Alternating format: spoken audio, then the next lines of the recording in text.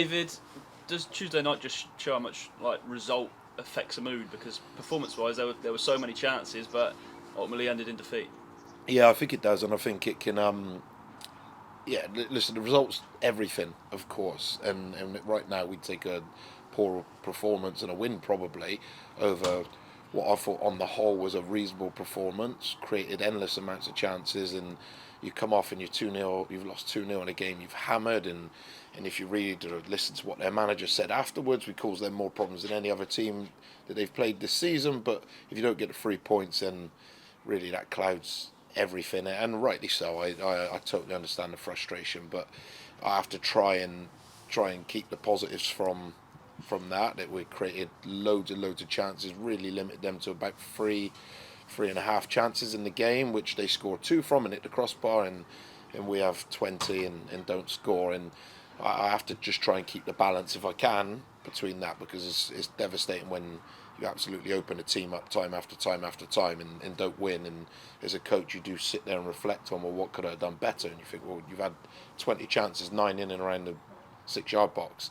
It's pretty good, really. Most of the time you win that game. So tough one to take on Tuesday night, but one where I think if I don't stay on the positives, then you end up getting dragged into this toxic atmosphere, and we don't want that, and we've not had any of that so far. Aside from a ruthless edge in both boxes, is there much that needs to be better for tomorrow against Crawley?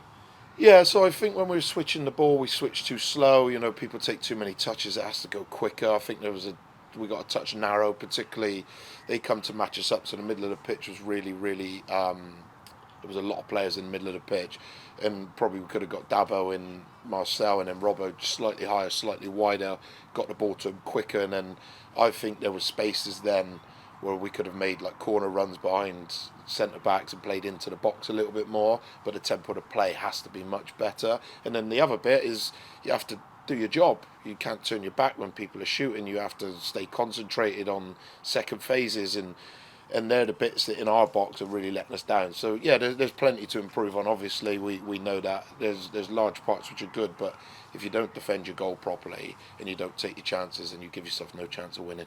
You'll know the stats better than me, but I think only Wrexham and Mansfield are averaging more shots than Crawley per game. So what does that say about what sort of match we should have in store tomorrow? Well, you would think it's going to be open, because I'm guessing we would be reasonably high on shots in the league. I think maybe in the top 6, maybe, for shots on goal. So you'd think it's going to be open. They're a really expansive team, really good. They pass it, they spread right out, make the pitch big, and they do look like scoring a lot, which means we're going to have to be really well organised to defend our goal and exploit the spaces that they leave when they turn the ball over. And we're going to have to be good at making sure that we quarter off the pitch and stay compact the best we can. And it should be a really exciting, enjoyable game, hopefully, if we could get the win tomorrow.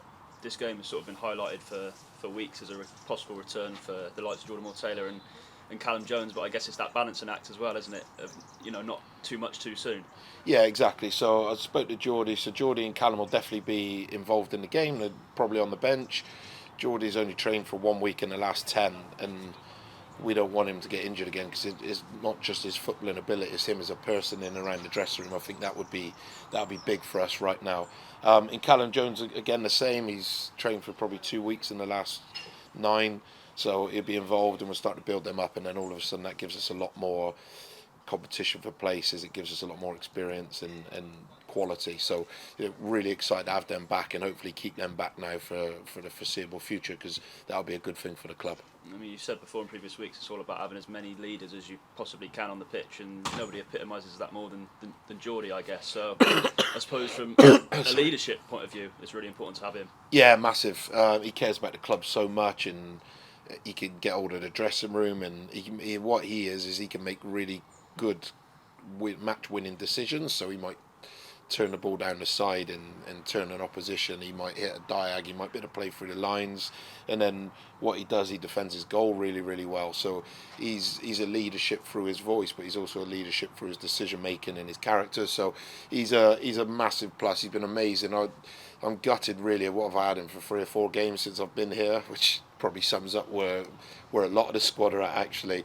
But he's won in the 3 or 4 games that he's played, made a huge impact on me personally and the squad. So to get him back and keep him back, he'll be a big part in us turning this around.